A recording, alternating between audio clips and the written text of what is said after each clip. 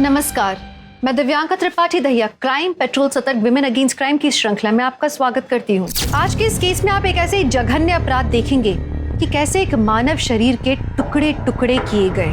ये लड़कियां कौन थी, क्या हुआ होगा इनके साथ कि इन्हें इतनी बर्बरता से मारा गया, इन्हें ऐसी सजा मिली।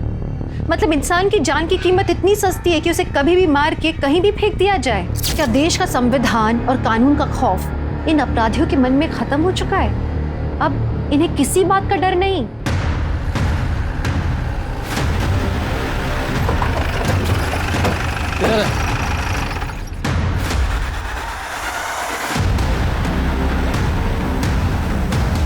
बिना सर की बॉडी? स्मिता जी चलो जरा आसपास देखो, बॉडी का सर कहाँ है? जी सर।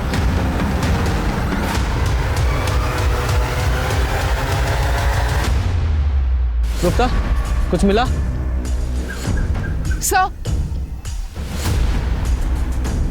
सर जैसे आपने देखा लाश पे कपड़े नहीं थे, सिर भी गायब है। सर बॉडी को देख के लगता है 1-2 दिन पहले मौत हुई। सर ये देखिए, गर्दन को जिस तरह से काटा गया है ऐसा लग रहा है जैसे किसी आरी का इस्तेमाल किया गया है। तो पेड़ काटने वाली आरी होती ना, वैसे। सर ये देखिए, ये जलने का निशान, लेकिन काफी पुराना है। और रेत? नहीं सर, बॉडी की हालत इतनी खराब है कुछ बोल नहीं सकते। सर इसका सिर आसपास कहीं नहीं मिला। हो सकता है कहीं दूर फेंक दिया गया ताकि इसकी पहचान ना हो सके, या फिर ये भी हो सकता है कि कोई जंगली जानवर ले गया। और ऐसा भी कुछ नहीं मिला जिससे इसकी शिनाख्त हो सके। ये आसपास बहुत सारा ब्लड है और काफी ब्लड सूख भी चुका है। इस ब्लड को सैंपल के लिए लैब में भेजो, बॉडी को पोस्टमार्टम के लिए भेजो, और साथ ही चेक करो कि पूरे मिर्जापुर में कितने मिसिंग कंप्लेंट हैं। जी सर। इंसान एक हफ्ते में अपनी जिंदगी बदल लेता है, लेकिन हमारी मिर्जापुर की पुलिस एक हेडलेस बॉडी की शिनाख्त तक नहीं कर पाई एक हफ्ते में। पुलिस और प्रशासन का ऐसा ही ढीला रवैया अपराधियों के मनोबल को बढ़ावा देता है और वो खुलेआम जुर्म करके निकल जाते हैं। चलिए हमारे पुलिस इंस्पेक्टर सर से ही पूछते हैं कि एक हफ्ते बाद भी पुलिस हाथ पे हाथ रख के क्यों बैठी है। सर बताइए। सर तहकीकात चल रही है, प्लीज। Thank you. अपराधियों को पकड़ने की क्या योजना है आपके पास? सर हमेशा की तरह पुलिस के पास इस केस के लिए भी एक ही जवाब है कि तहकीकात जारी है। ये तहकीकात की एबीसीडी ही नहीं आती और माइक उठा के कुछ भी बोलने लगती है नंदिनी। मीडिया ने ना दिमाग खराब करके रखा है मेरा। पीएम रिपोर्ट का क्या हुआ शर्मा? सर पोस्टमार्टम रिपोर्ट से पता चला है लड़की की उम्र 20-22 साल थी और मौत का समय 4 जनवरी को दोपहर 3 से 5 के बीच। यानी कि जब हमें बॉडी मिली उसको 2 दिन पहले। जी सर, सेक्सुअल असॉल्ट या रेप का कोई निशान नहीं है, लेकिन लड़की सेक्सुअली एक्टिव थी। इसका मतलब है इस रिपोर्ट से भी कोई क्लू नहीं मिला जिससे इस लड़की की शिनाख्त हो सके। शर्मा, इस लड़की की डिटेल्स मीडिया के साथ शेयर करो और अनाउंस करो कि जो भी इस केस में हमारी मदद करेगा उसे 25,000 का इनाम दिया जाएगा। शायद कोई मदद के लिए सामने आए। सर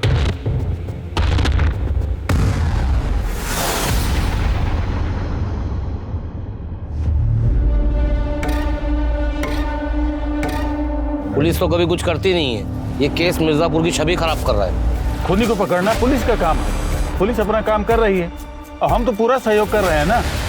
और क्या करते सर हैं? आपसे कोई क्लियर जवाब नहीं मिल पा रहा है। जनता आपसे सवाल नहीं पूछेगी तो किससे? सर जनता आपसे नहीं पूछेगी तो किससे पूछ? सर दर्शकों, अब तक की सबसे बड़ी खबर अभी अभी हमारे सूत्रों से पता चला है कि इनाम की राशि को 10 गुना बढ़ा दिया गया है। यानी इनाम की राशि अब 2.5 लाख रुपए कर दी गई है।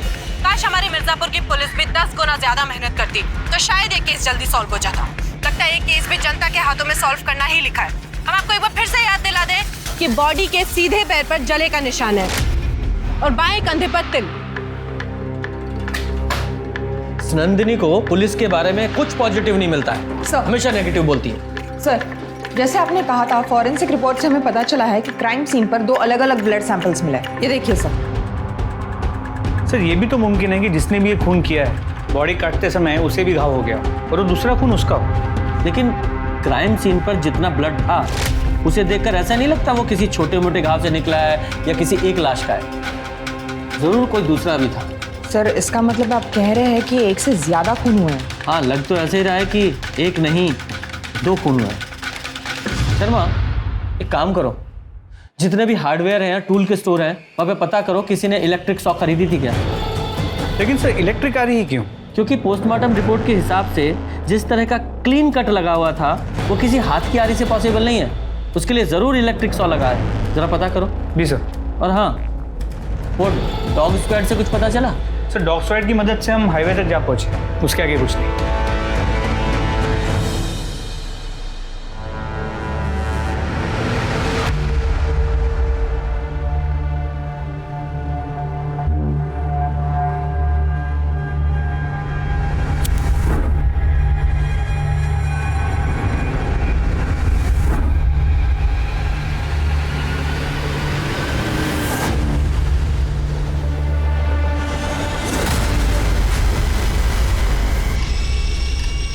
साहब, साहब हमें बड़े साहब से बात करनी है। क्या बात करनी है? वो खबरों में देखा कि एक लाश मिली है, सर कटी लाश। सर, आपसे मिलना चाहता सब वो जो खबरों में लाश दिखा रहे हो वो हमारी बेटी की लाश है साहब।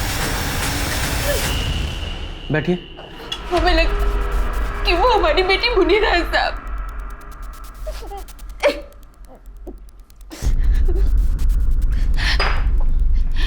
आराम से बताइए, आपका नाम क्या है?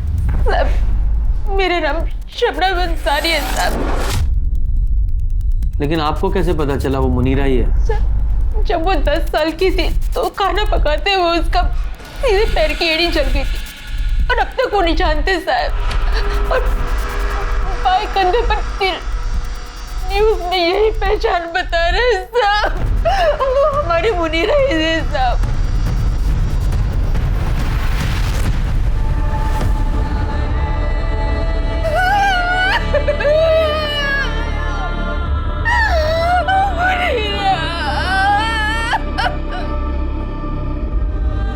साहब, हम घर में मोमबत्ती और दिया बनाने का काम करते हैं साहब, और हमारी मुनीरा मिर्जापुर की दुकानों में उसे बेचा करती थी।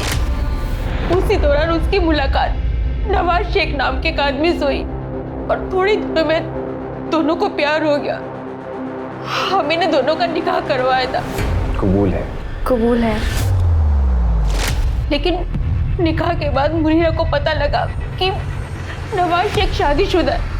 वो बर्दाश्त नहीं कर पाई और 3 महीने पहले वो नवाज शेख को छोड़कर वापस घर आ गई साहब। मुनीरा, हमारी बच्ची सब ठीक हो जाएगा, अल्लाह पे भरोसा रखो। अम्मी, हमारे साथ ही ऐसा क्यों होता है?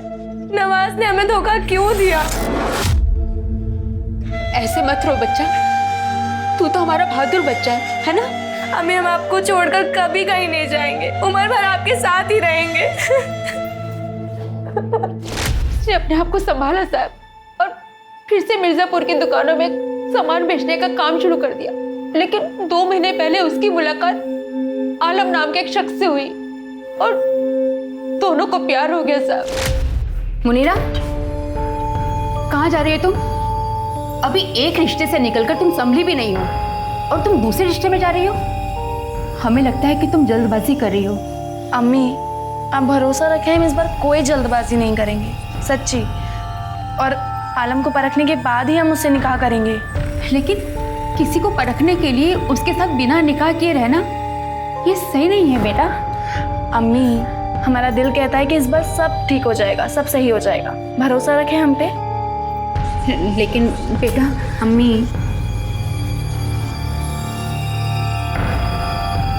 अल्लाह हाफिज। अल्लाह हाफिज। वो अक्सर हमसे मिलने आया करती थी साहब, लेकिन 2 हफ्ते से उसने मिलने आना बंद कर दिया। तब फोन भी बंद है साहब। आप हमें नवाज और आलम का पता बताइए प्लीज। साहब, हमें नवाज का पता तो मालूम है, लेकिन आलम का पता नहीं मालूम। हमें सिर्फ इतना मालूम है कि आलम की मोबाइल और इलेक्ट्रॉनिक की दुकान है नया नगर में। बस हम इतना ही जानते हैं साहब, और कुछ नहीं जानते। या अल्लाह, क्या मुनीरा का कत्ल हो गया? जी, तो मुनीरा की माँ का कहना है कि मुनीरा को तुम्हारी पहली बीवी के बारे में पता नहीं था। सर, ये सरासर झूठ है। देखिए, हम मानते हैं कि हमारे मजहब के अंदर एक से ज़्यादा निकाह करने की हमें इजाज़त है, लेकिन पहली बीवी के बगैर इजाजत के हम दूसरी शादी नहीं कर सकते। और मुनीरा को यह सब बात पता थी कि हमारा निकाह पहले से ही नुसरत के साथ हो चुका है, लेकिन मुनीरा चाहती थी कि वो हमसे निकाह करे। हमने उसे पहले ही मना कर दिया था, लेकिन फिर भी वो हमारे पीछे हाथ धोकर पड़ी थी। मुनीरा हमें धमकी देने लगी, अगर हमने उससे निकाह नहीं किया तो हमारे घर के बाहर जो अपनी जान दे देगी। ये क्या करते साहब, उस पे जैसे कोई भूत सवार था और हम किसी की मौत का बोझ नहीं उठा सकते थे, इसलिए हमने ही नवाज को कहा था कि उससे निकाह कर ले। मुनीरा से निकाह करने के बाद वो हमारी जिंदगी में नासूर बनने लगी। जब भी हम काम के सिलसिले में घर से बाहर जाते, वो नुसरत से लड़ाई झगड़ा करने लगती है। नुसरत, हमने तुम्हें मना किया है ना, जब तक हम किचन में हो तो अंदर मत आया करो। मुनीरा, हम बस पानी लेने आए थे।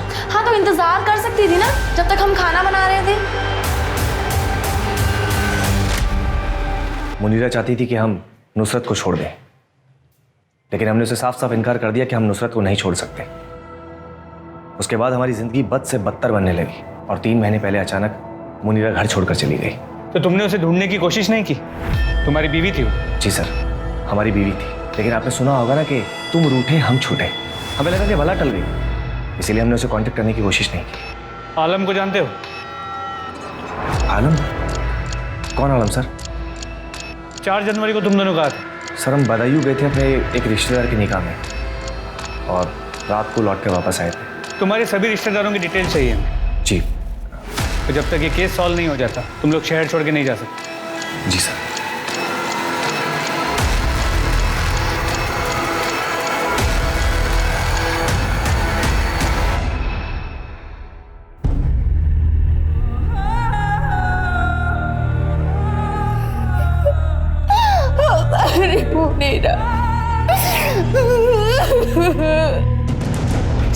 सर नुसरत और नवाज ने हमें जो कुछ भी बताया था सब सही है। 4 जनवरी को वो दोनों भदोई में ही थे। लेकिन कत्ल कराया भी तो जा सकता है, क्योंकि इन दोनों के पास मोटिव है मुनीरा को मारने का। और सवाल यह है कि क्राइम स्पॉट पर जो दूसरा ब्लड मिला वो किसका था? शर्मा, एक काम करो, इन दोनों मियाँ बीवी की और डिटेल्स निकालो और शबनम ने जो मुनीरा का नंबर दिया था उसकी भी CDR निकालो। जी सर। सर, आलम खान के घर का पता चल गया है। चलो।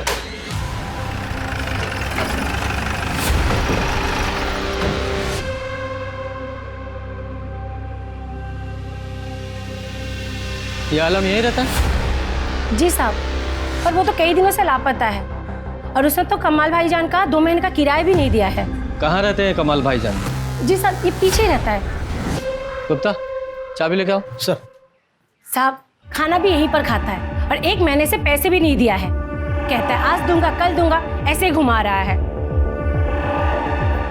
साहब, बिरयानी खाएंगे क्या? नहीं नहीं सर, चाबी मिल गई।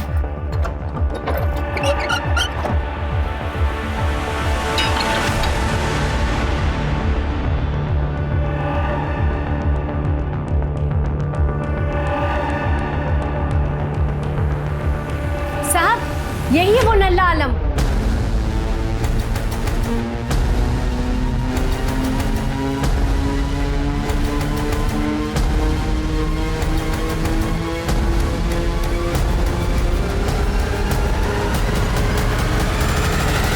सर, ये देखिए, इसमें कुछ है। बाहर निकालो।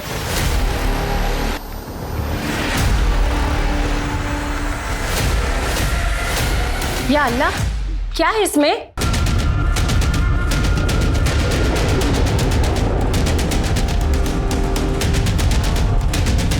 ये मुए ने क्या छुपा के रखा होगा इस पे? बाहर निकालो।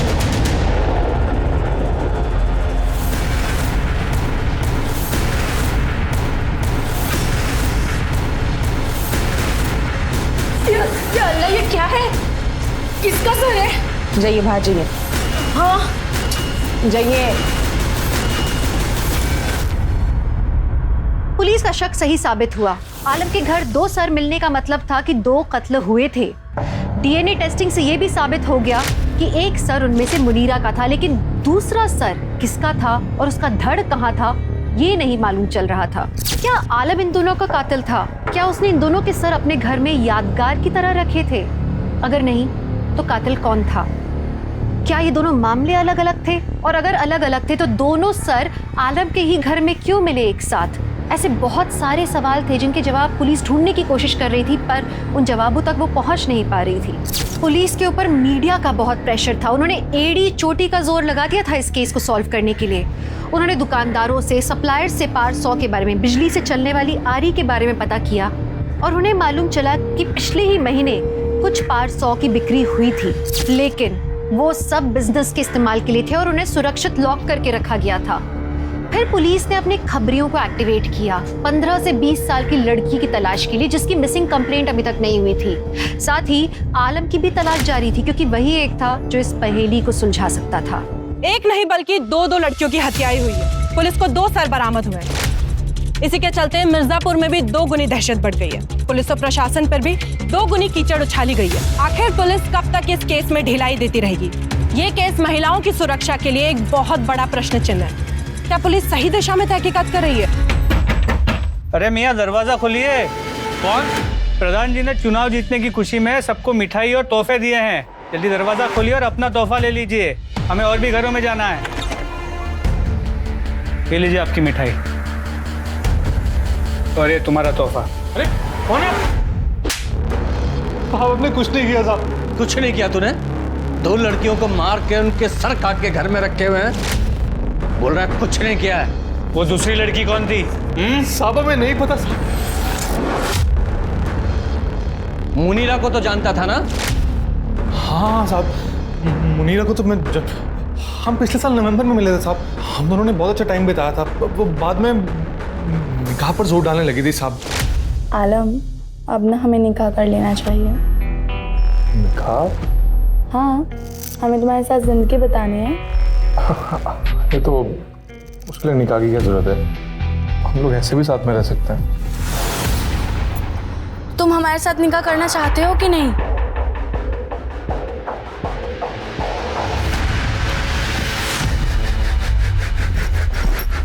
चल निकल यहाँ।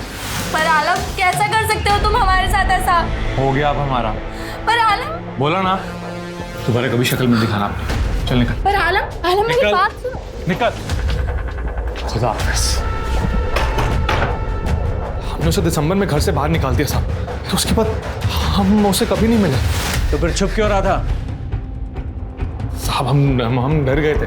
हमें मालूम पड़ा था कि मुनीरा की माँ शबनम को लगता है कि वो पुलिस को जो लाश मिली है वो मुनीरा की है। हमें मालूम था कि वो हमारे ही नाम लेगी, इसलिए वहाँ से भाग गए हम। हजारों स्टोरी सुनी है हमने ऐसी। अम्मी कसम, हम सच कह रहे हैं। हम जब जनवरी के पहले हफ्ते में वहाँ पे पहुंचे तो जब हम घर लौटे तो हमने देखा घर के दरवाजे का ताला खुला था। हम सब अंदर गए तो फटाफट सब चेक किया और सब ठीक था। कसम से कुछ भी चोरी नहीं हुई थी, इसलिए हमने पुलिस में रिपोर्ट नहीं लिखवाई। हमें क्या मालूम था कि वो हमारे घर में 2 खोपड़ियां रखने के लिए घुसा था। हम सच कह रहे हैं साहब, सच कह रहे हैं। तेरे घर से 2 लड़कियों के कटे हुए सिर मिले हैं। उन दोनों के कत्ल के जुर्म में अरेस्ट किया जाता है तुझे। डालो से हवालात में। अरे साहब हम सच कह रहे हैं सब। सर 1 महीना बीत गया, लेकिन किसी दूसरी लड़की की कोई मिसिंग कंप्लेंट नहीं आई और ना ही आलम के लाइफ में किसी दूसरी लड़की के बारे में पता चला। सर समझ नहीं आ रहा है ये दूसरी लड़की है कौन और उसका मुनीरा और आलम से क्या लेना देना है।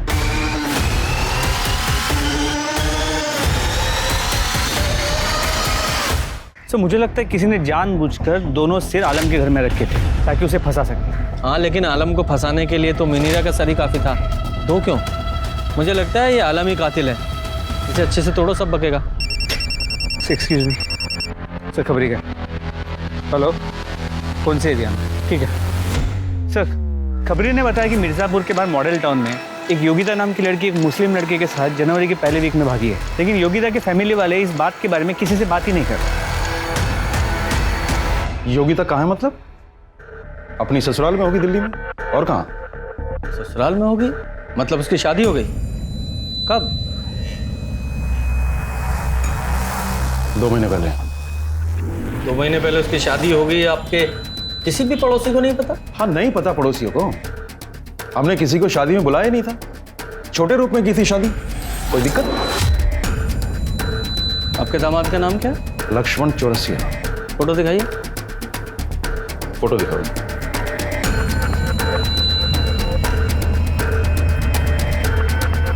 ये फोटो नहीं, शादी का फोटो दिखाइए। जमाई राजा अभी तक फोटो एल्बम भेजे नहीं है। मैडम वॉशरूम कहाँ पे? हाँ वो यहाँ पर। Sorry sir.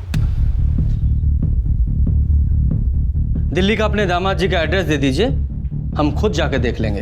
आपको नहीं लगता कि आप अपनी लिमिट्स क्रॉस कर रहे हैं? जाइए, नहीं देते आपको एड्रेस और डिटेल्स। ऐसा है, हम ना एक वकील हैं और अपने राइट्स को बहुत अच्छी तरह से जानते हैं। हमारा हक बनता है ये जानने का कि हमें पता हो कि आप लोग यहाँ पर किस लिए। हमें एक लड़की का कटा हुआ सर मिला है, उसकी आइडेंटिटी तलाश करने की कोशिश कर रहे हैं हम, ताकि उसके कातिलों को सजा दिला सकें। हमें कोई शौक नहीं है किसी की प्राइवेसी में दखल देने का। लेकिन आपको क्या, आपकी बेटी तो सही सलामत है ना दिल्ली में? हा?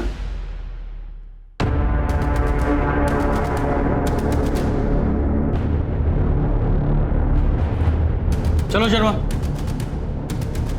इनसे बात करके कोई फायदा नहीं, कुछ हासिल नहीं होगा।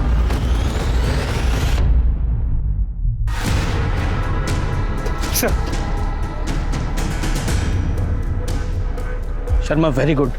इसमें लगे बालों को तुरंत डीएनए टेस्ट के लिए भेजो और उनसे कहो कि इसकी रिपोर्ट जल्द से जल्द भेजें। पुलिस के अनुसार उन्होंने एक सस्पेक्ट को पकड़ा है। क्या ये पुलिस का कोई स्टंट है ताकि जनता का गुस्सा कुछ देर के लिए शांत हो सके? सर क्या पुलिस ने एक निर्दोष आदमी को जेल में डाल दिया है ताकि खुद बिना किसी शर्म के बाहर घूम सके? क्या लगा रखा है ये? तुम्हारा काम पब्लिक को सिर्फ फैक्ट्स बताना है, ना कि टीआरपी के लिए न्यूज के नाम पर सेंसेशन फैलाना। और ये आधी अधूरी जानकारी पब्लिक में सिर्फ भय और उत्सुकता पैदा करती है और कुछ नहीं। तो तुम्हें क्या बार बार बोलती हो पुलिस कुछ नहीं कर रही है, पुलिस कुछ नहीं कर रही है? तुम्हें क्या पता है हम क्या कर रहे हैं या क्या नहीं कर रहे हैं? हम हर 2 मिनट में माइक लेकर पब्लिक को नहीं बताते कि हम क्या कर रहे हैं क्या नहीं कर रहे हैं। इसका मतलब ये नहीं कि हम कुछ कर नहीं रहे हैं। और केस के बारे में सारी जानकारी पब्लिक डोमेन में दे देंगे तो केस को नुकसान होगा कि नहीं होगा? जितनी जानकारी तुम्हारे पास है उसके सिर्फ फैक्ट्स पब्लिक को बताओ। पब्लिक तुम्हें थैंक यू बोलेगी। मैम हमारी बात तो सुनिए। हमने कुछ नहीं किया मैम, हम कुछ नहीं जानते सर, सच बता रहे हैं हम।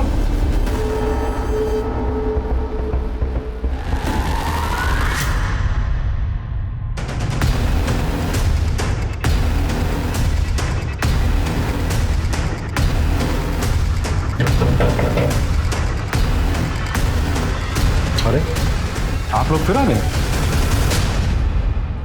ये गंगा आप ही का है ना?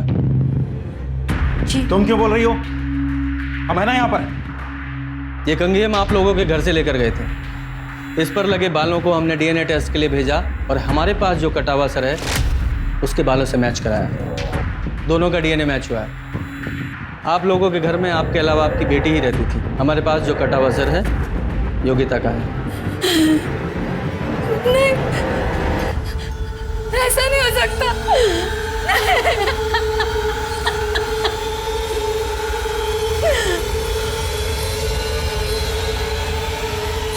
हम केस करेंगे आपके ऊपर। आपने ही लीगल तौर पे हमारे घर से कंगा लिया है, ये अनऑफिशियल है। और एक बात बताएं आपको, कोर्ट में ना ये डीएनए रिपोर्ट खारिज हो जाएगी 1 सेकंड में। हम तुम्हारी बेटी के कातिलों को ढूंढने की कोशिश कर रहे हैं और तुम हम पर मुकदमा ठोकने की बात कर रहे हो। कहीं ऐसा तो नहीं कि तुमने ही अपनी बेटी को मारा है? हम क्यों मारेंगे योगिता को? तो तुम बताओ। झूठ बोला है ना हमसे?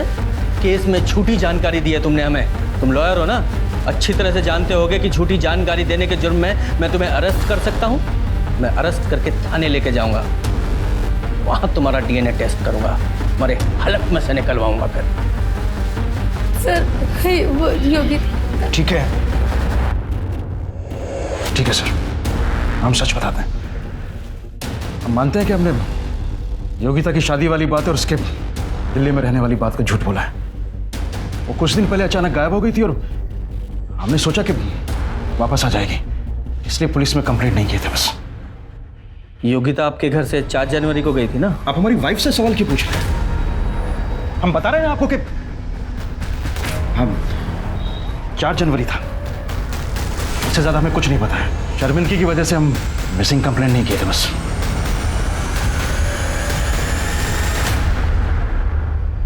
शांति बहुत अच्छी है, हम सब लोग उसे बहुत पसंद भी करते हैं और हमेशा मंदिर में भजन कीर्तन के समय हम उससे मिलते ही रहते हैं। लेकिन उसका पति धर्मपाल, हम लोग उससे दूरी बनाकर रखते हैं। क्यों? बड़ा टेढ़ा और कमीने टाइप का इंसान है धर्मपाल, और वकील तो उससे भी वाहियात है। केस के नाम पर पैसे लूटता है। ऐसे लोगों के वजह से लोग डरते हैं वकीलों से। और मैडम वो 3 नंबर गली वाली भावना, वो बता रही थी कि शायद योगिता का चक्कर किसी दूसरे धर्म वाले लड़के के साथ था। और जब ये बात धर्मपाल को पता चली तब तो उसने घर पर बहुत ज्यादा बवाल खड़ा कर दिया था। इस धर्मपाल को अपनी बेटी योगिता के अफेयर के बारे में पता था, लेकिन ये बात इसने हमें नहीं बताई। पर आगे भी हम उससे मदद की कोई उम्मीद नहीं रख सकते। लेकिन मुझे पता है कौन हमारी मदद कर सकता है।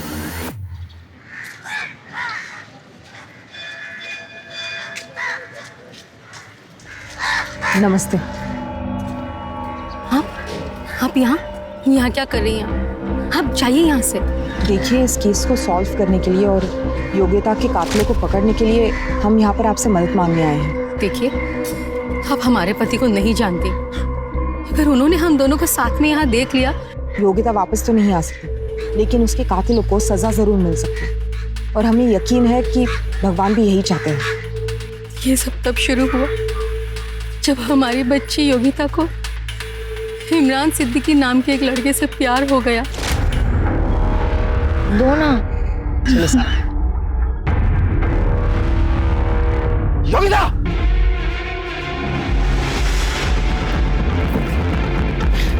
अंकल, बस पकड़ से। खड़ी हो। पापा, पापा एक बार सुनिए तो सही। पापा,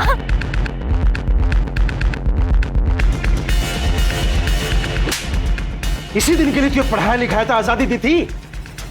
शांति, आज के बाद ना ये घर से तब तक नहीं निकलेगी जब तक कि हम अपनी जाति का लड़का देखकर इसकी शादी ना कर दें। पापा आप किस जमाने में जी रहे हैं? ये कौन सा तरीका अपने पापा से बात करने का? तुम्हारे भले के लिए तो कह रहे हो। माँ आप भी जानती है कि पापा गलत है।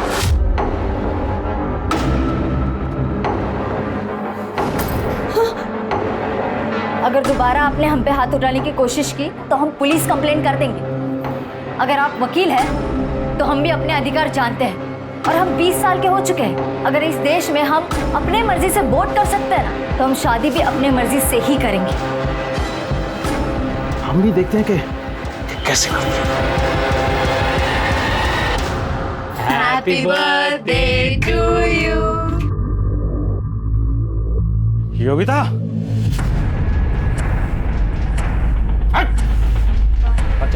पापा आप सुनिए तो सही। मैं बस। अरे भाई साहब, अरे मेरी बात तो सुनिए। पापा बट भाई साहब, देखिए, हमें कोई झगड़ा नहीं चाहिए। हम बड़े ही शांत प्रिय आदमी हैं, लेकिन तब तक जब तक हमारी बातें मानी जा रही है। धर्मपाल जी की बेटी से दूर रहिए, वरना दोस्ती महंगी पड़ सकती है। भाभी, मुझे और योगिता को एक होने से कोई नहीं रोक सकता। सर, क्या मतलब है इस नोटिस का? और हमारी शॉप कोई गैर कानूनी नहीं है? हाँ, गैर कानूनी तरीके से अवैध रूप से हथियाई गई जमीन पर बनाई गई है दुकान। हम प्रूव कर सकते हैं कि हमारी ये दुकान और ये जमीन गैर कानूनी नहीं है। ठीक है, तुम्हारे पास 1 महीने का समय है, आप सबूत दीजिए। लेकिन हाँ, तब तक ये शॉप सील रहेगी। चलिए चलिए सर, हमारे कारोबार का चलिए भाई, सील करिए। ये तालाब एक ही चाबी से खुल सकता है। योगिता को भूल जाओ। हमारे पति ने हमारी बच्ची की जिंदगी को बर्बाद कर दिया था, इस हद तक कि इमरान की भाभी सादिया तक योगिता के खिलाफ हो गई। उसने तो इमरान से कहा कि वो योगिता के पापा ने हमारी दुकान बंद करवा दी, हमें इतना परेशान किया, और तुम अभी भी इसी के बारे में सोच रहे हो। वो अब इस घर में नहीं आएगी। पर इमरान और उसका बड़ा भाई अज़हर दोनों पीछे नहीं हटे। इमरान हमारी बच्ची से बहुत प्यार करता था, फिर दोनों ने एक बार यहाँ से भाग जाने का ठाना। 4 जनवरी को तकरीबन 2:30 बजे, जब हमारे पति घर पर नहीं थे। ये कंगन मैंने तुम्हारी शादी के लिए बनवाए थे। इसे तुम अपनी शादी वाले दिन पहन लेना। भगवान पे भरोसा रखो माँ, कुछ दिनों में सब ठीक हो जाएगा।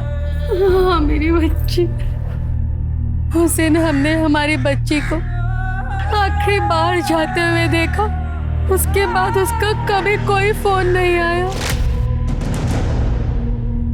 ये योगिता इमरान के साथ भागने वाली थी जब इसका खून हुआ। सर योगिता भागने वाली थी ये सिर्फ 2 लोगों को पता था, इमरान और दूसरा उसकी माँ शांति। सर ये हो सकता है कि शांति ने योगिता को मारा और अब रोने का नाटक कर रही है। सर या फिर इमरान कभी योगिता से शादी ही नहीं करना चाहता और योगिता उसे फोर्स कर रही हो, इसलिए इमरान ने योगिता को मार दिया। या फिर ये धर्मपाल, शायद इसे पता चल गया हो कि योगिता घर से भागने वाली है और उसने घात लगाकर योगिता को मार दिया। सर इमरान की भाभी सादिया भी हो सकती है, क्योंकि वो इस रिश्ते के खिलाफ हो गई थी। या फिर उसका भाई अजहर, क्योंकि वो इस रिश्ते के लिए तैयार था, लेकिन सिर्फ तब जब धर्मपाल इस रिश्ते को मंजूरी देगा। सर मार तो कोई भी सकता है, लेकिन सवाल यह है कि योगिता इमरान के साथ शादी करने के लिए भागने वाली थी, इस वजह से कोई योगिता का इतनी बहरे में से मर्डर क्यों करे? और ये मुनीरा, इसका क्या? इसका योगिता के साथ क्या कनेक्शन है? अब ये मुनीरा की वजह से योगिता मरी है या योगिता की वजह से मुनीरा? ये भी तो एक पहेली है। सर अगर ये दोनों मर्डर योगिता की फैमिली या सिद्दीकी की फैमिली में से किसी ने किया है, तो फिर ये दोनों सिर आलम के घर पे कैसे मिले? ये तो आलम ही बताएगा। ढूंढो इसे, लेकिन इससे पहले इसे इमरान को उठा के लेके आओ, देखें ये क्या कहानी सुनाता है।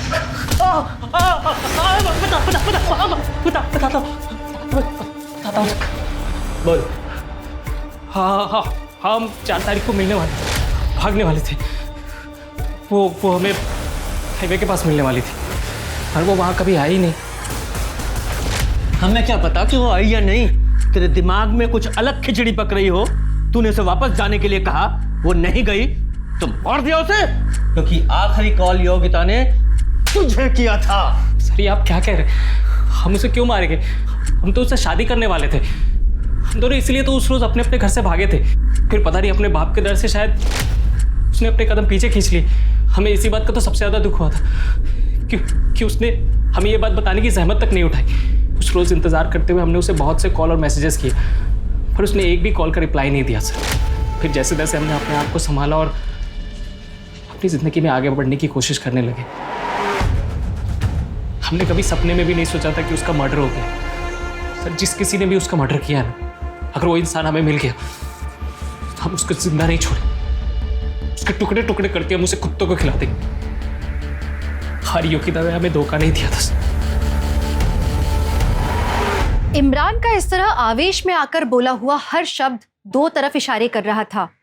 एक ये कि या तो वो सच बोल रहा था या फिर वो बहुत अच्छा एक्टर था, लेकिन किसी भी सूरत में पुलिस का शक उस पर बना हुआ था। पुलिस ये समझने की कोशिश कर रही थी कि क्या हुआ था और क्यों हुआ था। एक बात तो तय थी कि योगिता और मुनीरा की मौत एक ही जगह पर हुई थी। दोनों के सर को धड़ से अलग कर देना, मुनीरा की लाश वहीं छोड़ के योगिता की लाश ले जाना और दोनों के सर का आलम के घर में मिलना, बहुत पेचीदा था ये सब समझना। तो क्या आलम ने दोनों की हत्या की थी? और अगर नहीं की थी तो किसने की थी?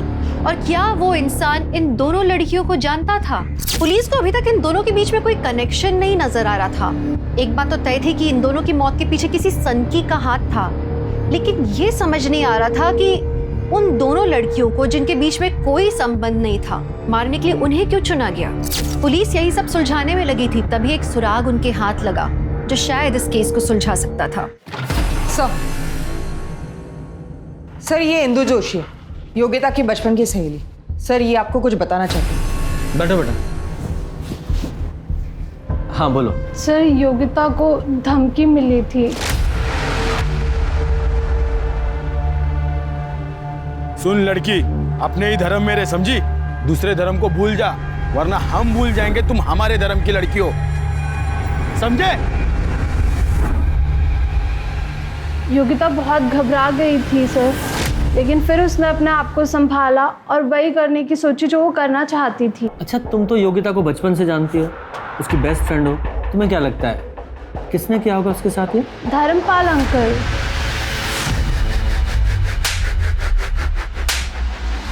बोल बोल बोल। जितना मारना है ना मार लो, लेकिन मैंने कुछ नहीं किया है। योगिता के बहाने में उस लड़के का भूत उतारना चाहता था, इसलिए उन्हें भेजा था उसे धमकाने के लिए। और जब वो नहीं डरी तो उसे मरवा दिया। नहीं, मैं अपनी बेटी को कभी नहीं मार सकता। एक बाप होने के नाते उसकी रक्षा कर रहा था, उसके धर्म की, उसकी संस्कृति की। कौन सा गुनाह कर रहा था? मॉडर्न होने का मतलब ये नहीं है कि आप अपने धर्म को भूल जाएं। मुनीरा को जानते हो? कौन मुनीरा? मैं किसी मुनीरा को नहीं जानता हूं। इसे? नहीं। शर्मा, जरा इधर आओ। ये धर्मपाल इससे ज्यादा बोलने वाला है नहीं। ये नवाज और नुसरत के बारे में और पता करो।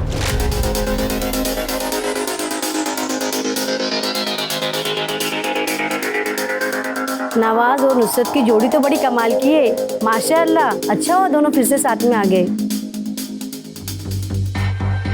मतलब जब नवाज ने मुनीरा से शादी की थी तो नुसरत उसे छोड़ चुकी थी।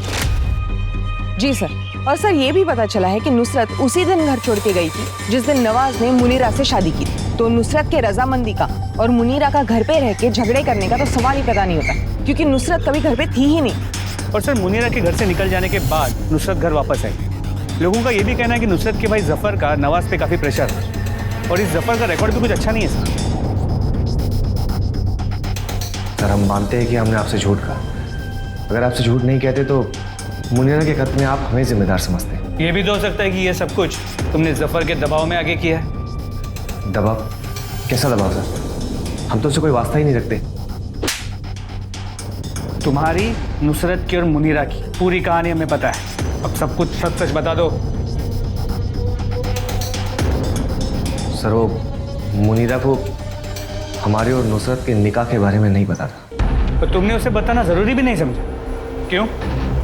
सर वो बहुत सुंदर थी, हम उससे निकाह करना चाहते, लेकिन निकाह के कुछ दिनों बाद ही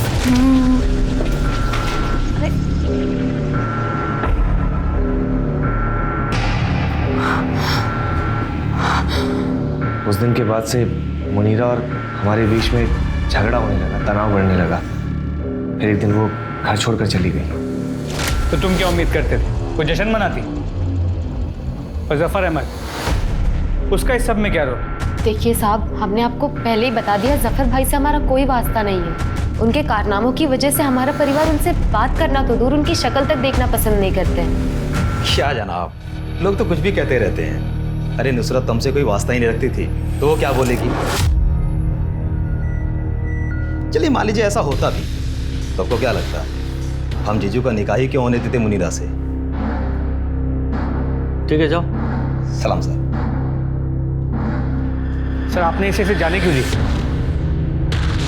ये इतनी आसानी से बोलने वाला नहीं था। नजर रखो इस पे, जरूर कोई लीड मिलेगी। सर आपके लिए चाय। गुप्ता, मैंने चाय मंगाई? नहीं। तो लेके चल।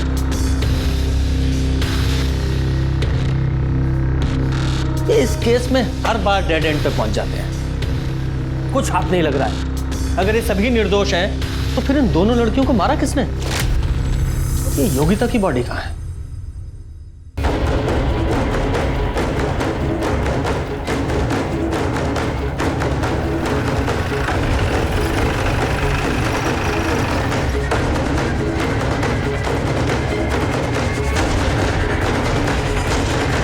शर्मा, बॉडी निकालने के लिए किसी को बुलाओ।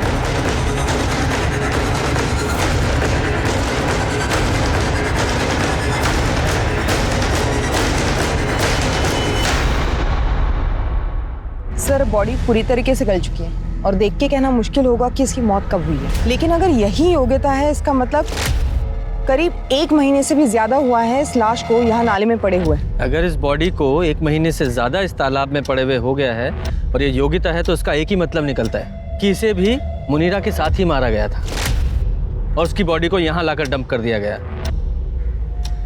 बॉडी के सिर्फ 4 ही टुकड़े हैं। शायद बॉडी को इसलिए टुकड़े किए गए ताकि ट्रांसपोर्टेशन में आसानी हो, ताकि किसी छोटी गाड़ी मतलब बाइक, स्कूटर, रिक्शा पे ट्रांसपोर्ट किया जा सके। एग्जैक्टली। इसकी एक टांग गायब है। इधर ड्राइवर्स को बुलाओ और उसे खोजने की कोशिश करो। सर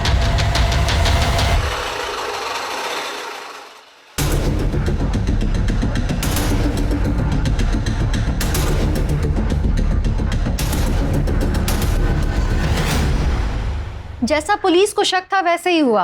आलम खान के घर मिला दूसरा सर योगिता का ही था। डीएनए रिपोर्ट में तो ये पता लग ही गया था, साथ ही पोस्टमार्टम रिपोर्ट में ये पता चला कि मुनीरा की तरह ही योगिता को भी मारा गया था। दोनों के साथ सेक्सुअल असॉल्ट नहीं हुआ था, लेकिन दोनों की मौत में एक अंतर था, वो ये कि योगिता के शरीर को 4 टुकड़ों में काटा गया था पावर सॉ यानी बिजली से चलने वाली आरी से। पुलिस से पता लगाने की कोशिश कर रही थी कि शहर में किस किस के पास ऐसी पावर सॉ है, लेकिन इसी बीच एक ऐसा क्लू मिला जिससे इस केस को एक नया मोड़ मिल गया। सर, डीएनए रिपोर्ट से कंफर्म हुआ है कि जो तालाब में बॉडी मिली थी वो योगिता की है। ओके शर्मा, ये देखो, ये नुसरत अपने भाई जफर से मुनीरा के कत्ल से सिर्फ 2 दिन पहले ही मिली थी। मतलब ये नुसरत, जफर और नवाज सबके साथ झूठ बोल रहे हैं। एग्जैक्टली। लेकिन ये फोटो जिस ईमेल आईडी से आई है उसका नाम है कड़वा सच। मैंने पूजा को बोला है साइबर सेल से जरा डिटेल निकाले इस आईडी की। सर, लगता है कोई गुमनाम रह के हमारी मदद करने की कोशिश कर रहा है। हाँ, पर इसका मतलब ये भी तो है कि जिसने फोटो भेजी है उसे पता है कि जफर, नवाज और नुसरत हमें क्या बताया है। हमने आपको पहले ही बता दिया, जफर भाई से हमारा कोई वास्ता नहीं है। हम जीजू का निकाह ही क्यों होने देते मुनीरा से?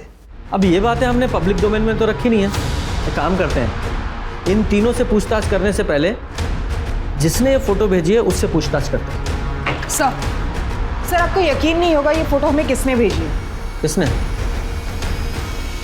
तो ये हृदय परिवर्तन कैसे हो गया? सर, हमने आपकी मदद करने के लिए वो फोटो भेजी और आप हम पे ही शक कर रहे हैं। हाँ, कर रहे हैं शक। उसका रीजन है, आपने जिस जफर का हमें फोटो भेजा है, हमें पता है कि तुम उसके रेगुलर कांटेक्ट में थी। ये लो, आपके सारे कॉल रिकॉर्ड्स, साफ पता चल रहा है उसके रेगुलर टच में हो तुम। बोलिए, क्या माजरा है? सर, कुछ समय पहले जब हम अंडरवर्ल्ड की स्टोरी और रफीक गैंग के मर्डर की स्टोरी कवर कर रहे थे, तब हम जफर से मिले थे और हम एक दूसरे से प्यार हो गया। हम एक दूसरे के बहुत करीब आ गए थे। लेकिन कुछ टाइम पहले जब हमने उसे एक लड़की के साथ रंगे हाथों पकड़ लिया, तब हमें उससे बदला लेना था। जफर ने हमें बताया कि उसकी बहन नुसरत ने उससे सारे कांटेक्ट ख़त्म कर लिए, लेकिन जब हमने उसे नुसरत से मिलते देखा तो उसका फ़ोटो क्लिक कर लिया, वही फ़ोटो आपको भेज दिया ताकि तुम्हारा बदला पूरा हो सके। सर, हमें हमारा बदला चाहिए और आपको सबूत। अगर ये फ़ोटो आपको इस केस को सॉल्व करने में मदद करता है तो हम किसी को नहीं बताएंगे कि ये फ़ोटो हमने आपको दिया है। सर, हम इतने भी बुरे नहीं हैं। कई बार पुलिस टीम और रिपोर्टर साथ में काम भी कर सकते हैं। Nice thought. शर्मा, जरा इस जफर को एक विजिट दो।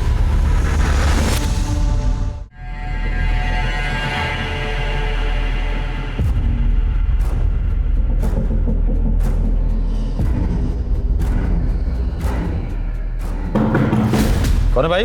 जफर भाई, आपके लिए पार्सल आया है। किसने भेजा है? देख लो।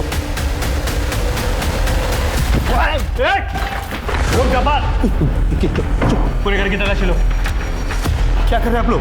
जल्दी पता चल जाएगा। घर का एक कोना चेक करो।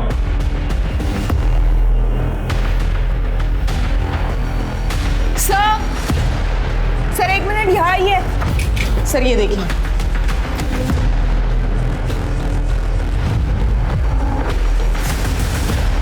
सर,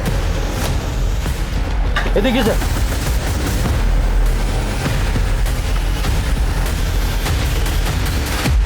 फॉरेंसिक रिपोर्ट से पता चला है तेरे स्कूटर पे जो खून था वो योगिता का था और जो इलेक्ट्रिक आरी पे खून था मुनीरा का। अब तू सीधे सीधे बताएगा कि तेरे हलक में हाथ डाल के उगलवाऊं। बोल। बताता हूँ सर। आलम ने जब मुनीरा को छोड़ा उसके बाद मुनीरा ने नवाज को कांटेक्ट किया था। नवाज, आप हमें माफ कर दीजिए। हमसे बहुत बड़ा गुनाह हो गया, हम जानते हैं, पर अभी भी हमारा तलाक नहीं हुआ है। आप अभी भी हमारे शौहर हैं। साफ साफ कहिए कि आपका आलम से दिल भर गया है। अब हमारे पास क्या लेने आई आप? जाइए अपनी अम्मी के पास चले जाइए। पर आप मेरे पास। हम इस घर से आप कहीं नहीं जाने वाले। ये हमारे शौहर हैं, इसलिए अपनी ये मनुष्य शक्ल दोबारा कभी मत दिखाना। हम कहाँ जाएंगे? आप अपने घर में हमें पनाह दे दीजिए, हम आप दोनों की खिदमत करेंगे। नवाज ने कहा है वो मुझे दोबारा कभी नहीं छोड़ेगा, लेकिन है तो मर्द साथ, क्या भरोसा। अगर वो मुनीरा को वापस ले आए तो हमारा क्या होगा? कुछ करो भाईजान। तुम समझ नहीं रहे हो जफर, हम मुनीरा और आलम को सबक सिखाना चाहते हैं। मुनीरा हमें छोड़कर गई थी ना, और आलम, उसे इस बात का एहसास नहीं हुआ कि वो नवाज की बीवी पे हाथ डाल रहा है। तो हमारा ख्याल रखें और जिंदगी भर हम तुम्हारा ख्याल रखें। नवाज ने पीसीओ से फोन करके मुनीरा को एक सुनसान जगह बुलाया था, पर जब मुनीरा वहां आई तो मैं वहां पे पहले से इंतजार कर रहा था उसका। नवाज,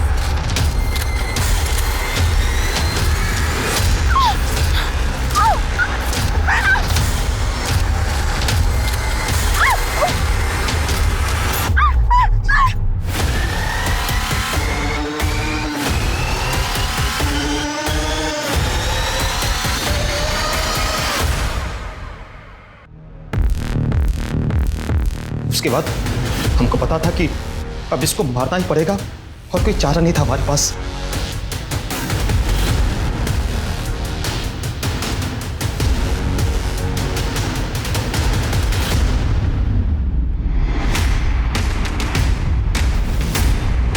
उनको मारने के बाद उनके कपड़े उतारे और उनके सर कलम कर दिया ताकि कोई पहचान ना पाए। मुनीरा की लाश तो वहीं छोड़ दिया, योगिता की लाश के टुकड़े करके ताकि ले जाने में आसानी हो तालाब में फेंक दिया।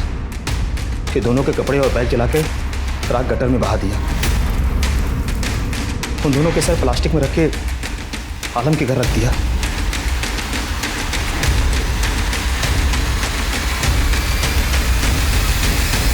और वो इलेक्ट्रिक गाड़ी कहां से खरीदी? तो पहले से था हमारे पास। रफीक गैंग के 2 लोगों को पहला सफाया किया था हमने। अच्छा, मतलब जो वो 2 मर्डर नंदिनी रिपोर्ट कर रही थी वो तूने किए थे?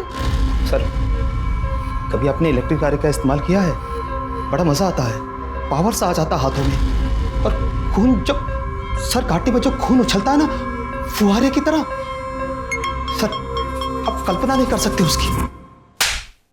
इसके खिलाफ 4 मर्डर की चार्जशीट दाखिल करो। जफर को योगिता और मुनीरा के कत्ल के लिए और नवाज और नुसरत को इस जघन्य अपराध में साथ देने के लिए गिरफ्तार किया गया। मुनीरा ने अपनी जिंदगी में गलत इंसान को चुनने की गलती की, जिसकी कीमत उसने अपनी जान दे के चुकाई। और योगिता, वो तो बस गलत समय पर गलत जगह पर मौजूद थी। वो अपनी पिता की सोच से दूर जाना चाहती थी और बदकिस्मती से एक आदमखोर कातिल के हाथ लग गई, जिसने एक कत्ल को छुपाने के लिए दूसरा कत्ल कर दिया। किसी की जान ले लेना किसी भी मुद्दे का हल हो ही नहीं सकता। ये एक क्राइम है और आप चाहे कितनी भी तिकड़म लगा लें, एक क्राइम करने के बाद मुजरिम अपने निशान छोड़ ही जाता है, पकड़ा जाता है।